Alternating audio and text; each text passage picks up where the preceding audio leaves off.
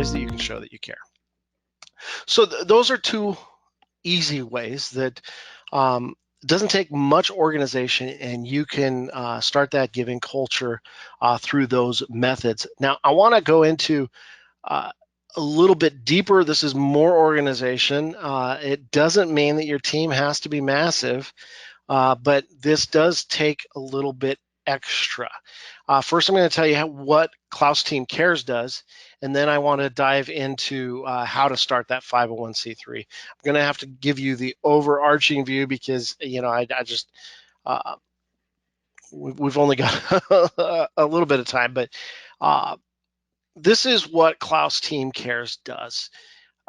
So Klaus Team Cares, you can see our website, klausteamcares.org.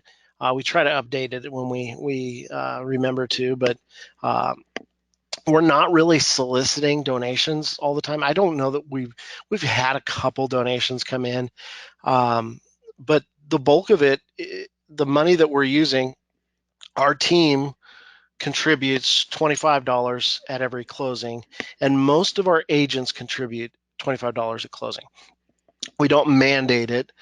Some of our newer agents, it takes them a bit to get on board, but we suggest it, and most of our agents do it. Our seasoned agents all do it, and the listing agents might not do 25. When they have lower splits and tons of closings, it might be 15, and that's understandable. One of our guys is 15 a transaction. He was the largest donor on the team last year. So the agents do this, right? So what does the Klaus Team Care actually do? We separated things out into 4 different areas, because one of the reasons why we thought, let's do this 501c3, one of the main reasons, Gary said to do it. So you just kind of do the things that Gary says to do. But we found ourselves having to say yes or no a lot. And this gives us the opportunity to say yes more, because it's not like we're writing a check out of the business. We do that on a regular basis, and you do that enough, it kind of feels you're doing it consistently, but it just happens. Every time we have a closing, we get the checks from the brokerage, and it comes with these other checks that we deposit. And yeah, those came out of the commissions, but it's not like we're writing the checks all the time. It makes it a little bit easier. But this also gives guidelines so that when people ask, we just go, you know what, I'd love to help. There's guidelines that our charity has, and this just doesn't fall within the guidelines. Let me point you to some local services, that kind of conversation. And we have a board, and the board has to approve it. And so it's not just us saying yes or no, that's the board saying it. So the areas that we focus on, one of them is emergency assistance. This is the most common area that we find ourselves giving. And I'll give you some examples. So funerals, we had, I think we supported probably 4 or 5 funerals this year. And it's not like we paid for the whole funeral, but maybe $1,000, $500. And there was some instances where somebody's mom died unexpectedly. There was a suicide. There was a young man that was riding with his sister's boyfriend. The sister's boyfriend was driving. He was under the influence. The car went off the road, and the little brother died. And so we helped out with that funeral. Medical assistance. There's been times that something surprising happens, unexpected, car accidents, things like that. A lot of times it has to do with children or high school students, and so we'll jump in and help out a little bit there. Now, I've got here on the screen, it says senior student. I want to tell you this little story because it was kind of cool. It was one of our team members' kids was a senior, and she had a friend at school that her mom was a single parent. Dad lived in the area, but dad was kind of disconnected, and mom died unexpectedly. And this was this girl's senior year of high school. and this was in January. And so just a few months left of school. All of her family lived in Pennsylvania, except Dad lived here. And Dad, it was clear that she had a place to live to finish out her senior year, but and food, but that was pretty much it. And so we said, oh, that's just not right. So we talked with the board. We came up with a plan. We calculated how much her gas and car insurance would be to finish out the school year. So we took care of that. We took care of homecoming tickets and a homecoming dress. And we took care of the graduation gown, cap and gown, and graduation announcements. And she was able to finish off her senior year. We got to see her graduate, and that was pretty cool. So that happened this in 2018, and then working with elementary schools, they have social workers. One of the coolest things about my job this last year was discovering that when a student in the school had something come up that there just wasn't a program for, there are a lot of social programs that are already in place, that we're the first ones they reach out to.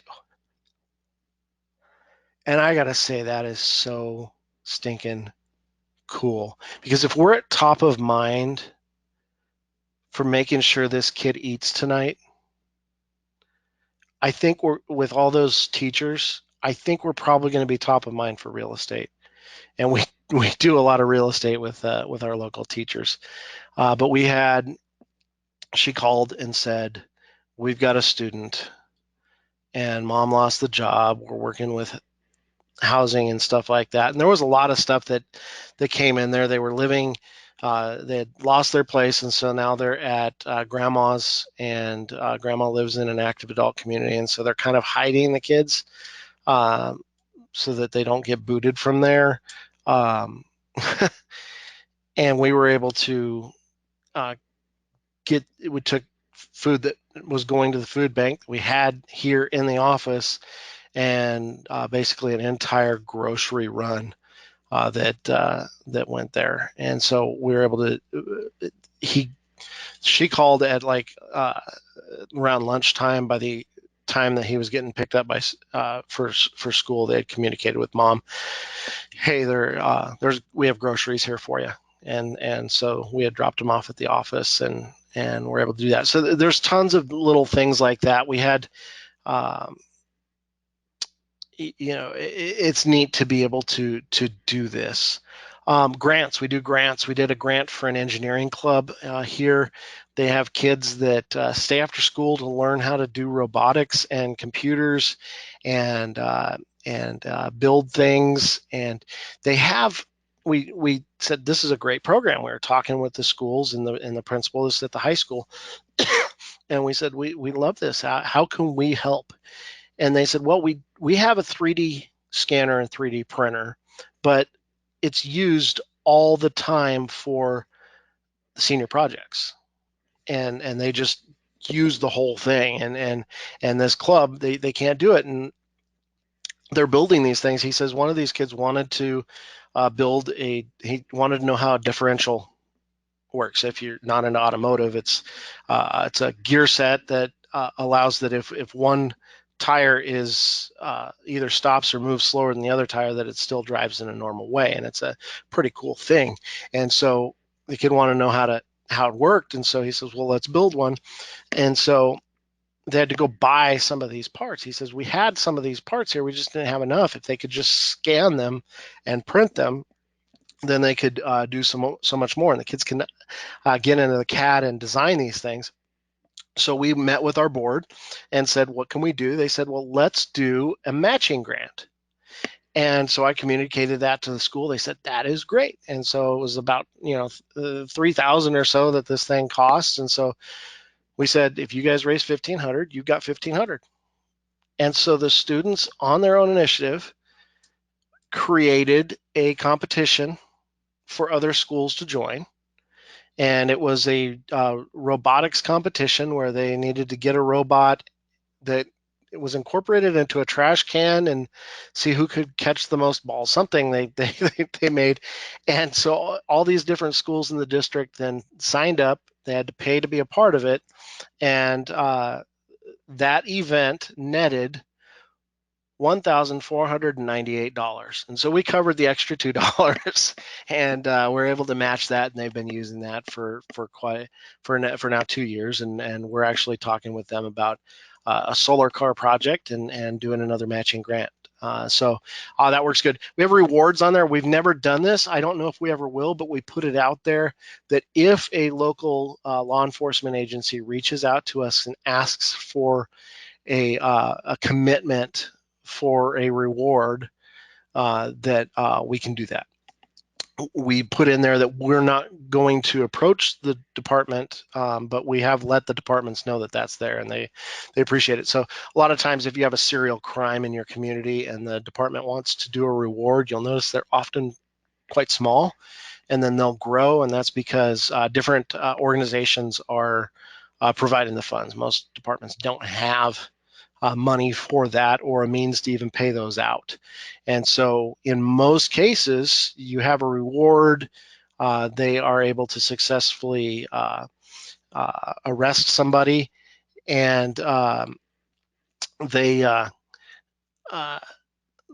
do it without having to pay out a reward because the information didn't come from those phone calls or whatever. And so most of the time you don't even have to pay it out, but just to be able to promise it. So we haven't done that. I don't anticipate that we will, but we put that into our bylaws that we can do that. The other is Christmas families. So this is, again, coordinating with the social workers at the local elementary schools. We start this around the beginning of November, and we're asking them to identify the kids in their school that will likely be going without Christmas gifts this year.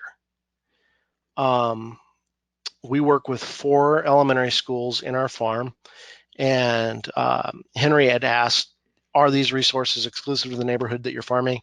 Generally, yes. We stipulate in our standards that we have for our board that this is focused on the East Mesa community, and so we do that.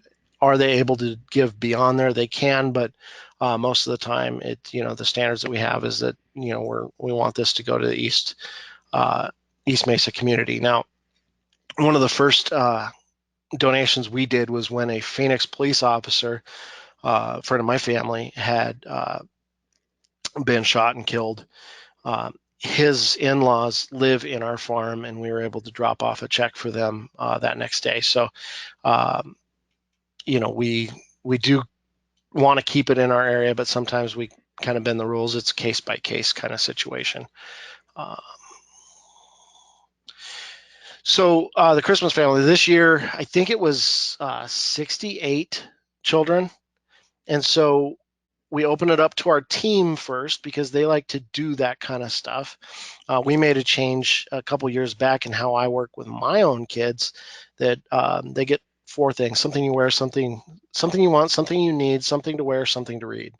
And they know that what we used to spend on Christmas now goes to these other kids. And so my kids will adopt kids that my kids are 11 and 9.